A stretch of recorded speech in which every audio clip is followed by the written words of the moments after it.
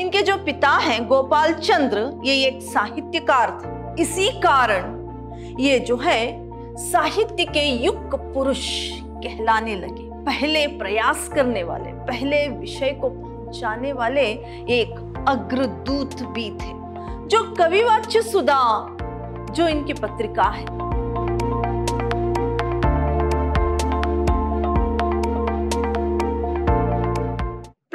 मैं Rihanna yes, अति उत्तम विद्याश्रम की हिंदी प्रवक्ता।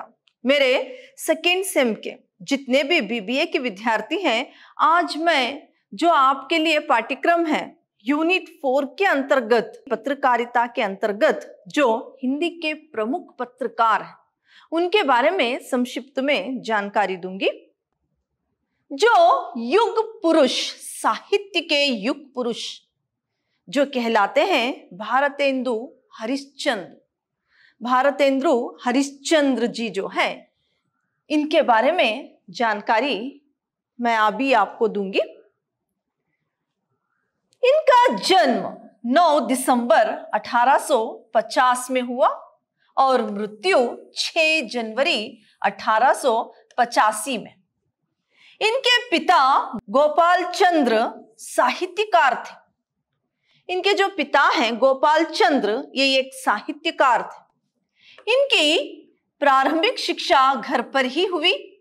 शिव प्रसाद जी से शिक्षा लेने लगे और 10 वर्ष की आयु में क्वींस कॉलेज में भर्ती होकर संस्कृत और अंग्रेजी पढ़ने लगे।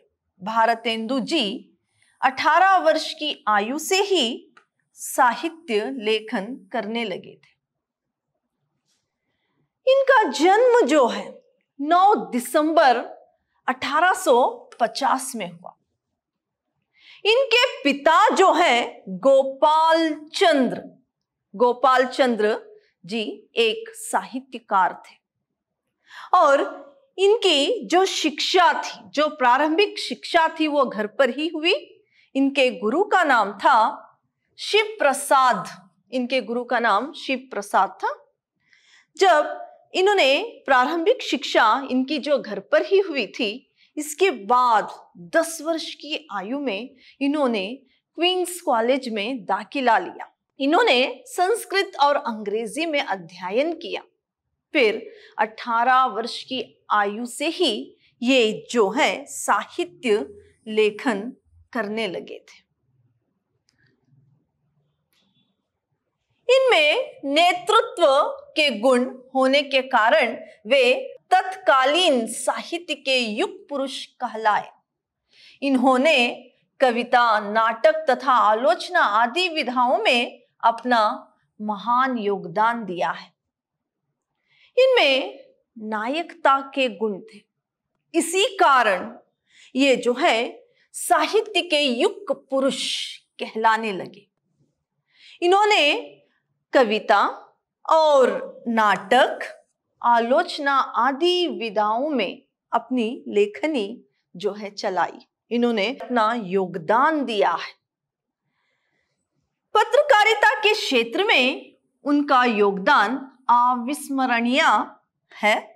बहुमुखी व्यक्तित्व वाले लेखक, परंपरा और प्रगतिशील के मध्य समन्वय स्थापित करने वाले योद्धा थे। वे नव जागरण के अग्रदूत थे। इन्होंने सिर्फ कविताएं ही नहीं बल्कि पत्रकारिता के क्षेत्र में भी अपनी योगदान दिए, जो कोई भी कभी भूल नहीं सकता। इनकी जो योगदान है पत्रकारिता के क्षेत्र में, वो कोई नहीं भूल सकता। ये जो है बहुमुखी व्यक्तित्व वाले थे। लेखक, परंपरा और प्रगतिशील के मध्य समन्वय स्थापित करने में इन्होंने सतत प्रयास किया था। पहले प्रयास करने वाले, पहले विषय को पहुंचाने वाले एक अग्रदूत भी थे।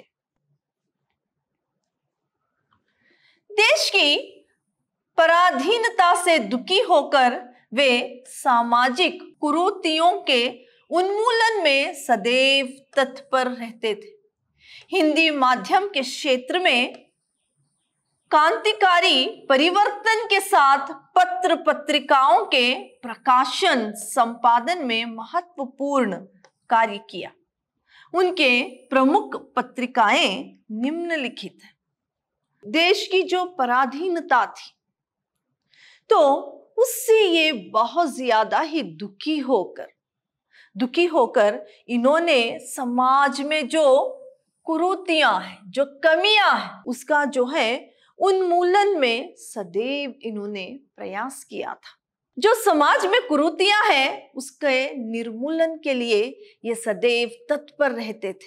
हिंदी माध्यम के क्षेत्र में वे क्रांतिकारी परिवर्तन के साथ पत्र पत्रिकाओं के प्रकाशन संपादन में महत्वपूर्ण कार्य किया है। फिर उनके प्रमुख पत्रिकाएं निम्नलिखित हैं। इनकी जो प्रमुख पत्रिकाएं इस प्रकार है: कवि वाच्य सुधा और जो है हरिश्चंद्र मैगजीन। फिर क्या है बाल बोधिनी, ये इनकी क्या है पत्रिकाएं हैं। पहले हम कवि वाच्य सुधा के बारे में जानकारी प्राप्त करेंगे। यहां पर देखिए, काशी मासिक पाक्षिक साप्ताहिक 1867 यह एक मासिक पत्रिका थी, जिसका उद्देश्य हिंदी पाठकों को हिंदी साहित्य की विलक्षण परंपरा से साक्षात्कार कराना था। इस पत्रिका में 60 पुस्तिका हुआ करता था। इसमें राजनीतिक, सामाजिक, धार्मिक लेखों के साथ साथ मनोरंजन की सामग्री भी छापते थे। जो कविवाच्य सुधा जो इनकी पत्रिका है, ये जो है काशी में छपती थी, जो पहले मासिक थी, यानी महीने में एक बार निकलने वाली पत्रिका थी। फिर क्या है पाक्षिक बन गई, यानी 15 दिन में एक बार निकलने वाली पत्रिका बन गई। फिर यही पत्रिका, यही जो क्या है समाचार पत्रिका जो है साप्ताहिक बन गई, हफ्ते में एक बार निकलने वाली बन गई। जो यानी 1867 में 1867 में ये एक मासिक पत्रिका थी। 1867 में एक क्या है महीने में छपने वाली एक पत्रिका थी। इसका उद्देश्य हिंदी पाठकों को जो है पाठकों को हिंदी साहित्य की विश्लेषण परंपरा से साक्षात्कार कराना ही इसका उद्देश्य था।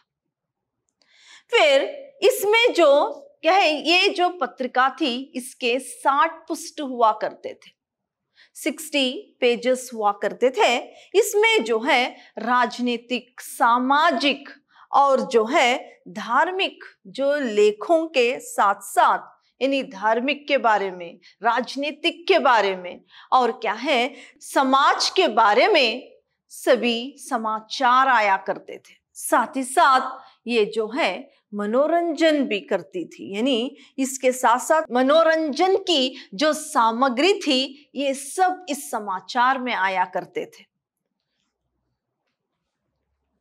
इस पत्रिका की लोकप्रियता इतनी थी कि ये मासिक से पाक्षिक और पाक्षिक से साप्ताहिक बना दिया। कुछ समय बाद भारतेंदु जी ने इसे दूसरे के हाथ सौंप दिया और फिर 1885 में ये बंद हो गई। ये जो पत्रिका थी कविवाच्य सुधा, ये पत्रिका बहुत ही सभी लोगों के मन को भाती थी।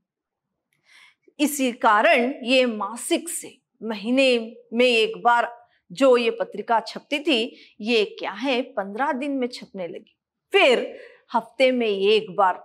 इसके बाद 1885 में 1885 में 1885 में जो है ये जो पत्रिका जो है ये बंद हो गई, क्योंकि भारतेंदु जी ने इसको किसी और को क्या है सौंप दिया था। जब इन्होंने किसी और को सौंप दिया 1885 में ये पत्रिका बंद हो गई। फिर ये इनकी एक कवि वाच्य सुधा पत्रिका थी, इसके बारे में बताया। अब जो इनकी एक मैगजीन थी, हरिश्चंद्र मैगजीन, इसके बारे में अभी मैं जानकारी दूंगी। काशी मासिक पार्षिक साप्ताहिक 1873 में भारतेंदु जी ने मासिक पत्रिका थी। विषय की दृष्टि से इसमें कहानी, नाटक, परिहास, आलोचना आदि का प्रकाशन हुआ करता था। यह एक साहित्यिक पत्रिका थी। देखिए, हरिश्चंद्र मैगजीन था, वो काशी में ही निकलता था, तो काशी में ही छापा करते थे। यहां पर ये पहले मासिक, फिर पाक्षिक, फिर क्या है साप्ताहिक बना हुआ था। ये क्या है 1873 में, 1873 में क्या है भारतेंदु जी ने मासिक पत्रिका के रूप में ये प्रकाशित हुआ। फिर इसमें विषय की दृष्टि से इसमें क्या है कहानियां, नाटक, परिहास, फिर क्या है आलोचना आदि जो है इसमें प्रकाशन हुआ करता था। फिर ये एक साप्ताहिक पत्रिका थी। फिर क्या है हुआ करती थी, ये साप्ताहिक पत्रिका थी। फिर ये क्या है हफ्ते में एक बार छपने वाली, फिर क्या है ये हफ्ते में एक बार छपने वाली पत्रिका थी। सन 1874 में इस पत्रिका का नाम हरिश्चंद्र चंद्रिका कर दिया गया। फिर क्या है 1874 में इस पत्रिका का नाम यानी हरिश्चंद्र मैगजीन से क्या बन गया, हरिश्चंद्र चंद्रिका बन गया। इसका नाम जो है हरिश्चंद्र चंद्रिका रखा गया 1874 में, यानी 1874 में इसका नाम हरिश्चंद्र चंद्रिका रखा गया। फिर जो बालबोधिनी है, इन्हीं की पत्रिका बालबोधिनी, ये भी मासिक, पाक्षिक और साप्ताहिक, ये जो है 1874 में भारतेंदु जी ने सिर्फ महिलाओं के लिए इस पत्रिका का आरंभ किया था। जो बालबोधिनी है, बालबोधिनी जो पत्रिका है, ये सिर्फ महिलाओं के लिए हुआ करती थी। ये क्या है 1874 में, 1874 में ये पत्रिका जो है मासिक, पाक्षिक और साप्ताहिक, यानी हफ्ते में एक बार, 15 दिन में एक बार और एक महीने में एक बार क्या है छपने वाली ये पत्रिका थी। फिर ये सिर्फ महिलाओं के लिए पत्रिका थी। इस पत्रिका के माध्यम से उद्घाटित किया गया। इसके अलावा भारतेंदु जी ने प्रताप नारायण मिश्रा, बालकृष्ण भट्ट, बद्री नारायण चौधरी, प्रेम घन, अंबिका दत्त व्यास आदि को विविध पत्रों के प्रकाशन हेतु भी प्रेरणा दी। ये जो पत्रिका थी वो महिलाओं के लिए छपती थी। साथ ही साथ जो ये पत्रिका जो भारतेंदु जी थे, वो प्रताप नारायण मिश्रा और बालकृष्ण भट्ट, ऐसे बहुत सारे जो लोग थे, इनको भी विविध पत्रिकाओं को प्रकाशित करने की प्रेरणा भी दिया करते थे। और एक जो पत्रकार है उनके बारे में जानकारी प्राप्त करेंगे।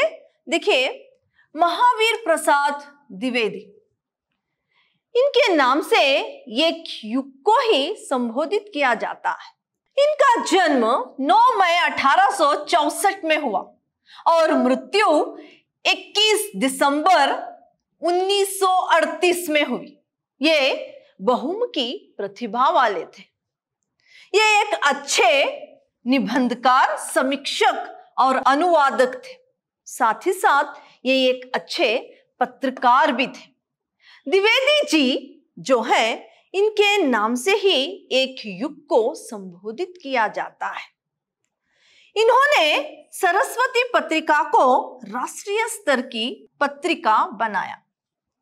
जो इनकी सरस्वती पत्रिका, ये राष्ट्रीय स्तर की पत्रिका इन्होंने ही बनाया है। ये पूरा श्रेय इन्हीं को ही जाता है। सन 1903 में द्विवेदी जी सरस्वती के संपादक बने। जो सरस्वती पत्रिका है 1903 में, ये क्या है सरस्वती पत्रिका के संपादक बने। इन्होंने अपने संपादन कला में हिंदी के व्याकरण को समस्त रूप से परिष्कृत करके भाषा की अस्थिरता को समाप्त कर दिया। ये जो हिंदी के जो व्याकरण है, हिंदी का जो व्याकरण है, इसे शुद्ध करके, यानी इसको क्या है, परिष्कृत करके यानी शुद्ध करके, इसमें जो भाषा में अस्थिरता थी उसे क्या है, इन्होंने समाप्त कर दिया।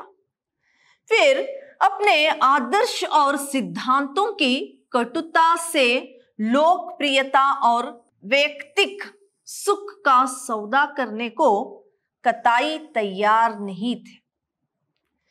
ये बहुत ही सिद्धांतवादी थे, एक कहे आदर्श व्यक्ति थे। तो लोकप्रियता और वैयक्तिक सुख का सौदा करने को कहे कतई ये कभी तैयार नहीं थे। अपने वैयक्तिक सुख का सौदा करना इनको मंजूर नहीं था।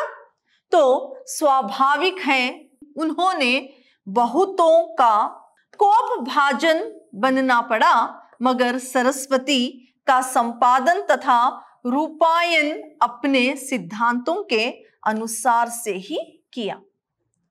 क्या है, स्वाभाविक है कि इनको बहुत सारों के क्या है गुस्से का सामना करना पड़ा, लेकिन ये सरस्वती संपादन का जो रूपायन अपने यानी सरस्वती जो पत्रिका है अपने सिद्धांतों के अनुसार ही इन्होंने किया था। सरस्वती की लोकप्रियता इस धारणा की ऐतिहासिक सत्य है। इस पत्रिका के माध्यम से इन्होंने राष्ट्रीय और सांस्कृतिक उद्बोधन के महत्तर उद्देश्य को पूर्ण करने का प्रयास किया है।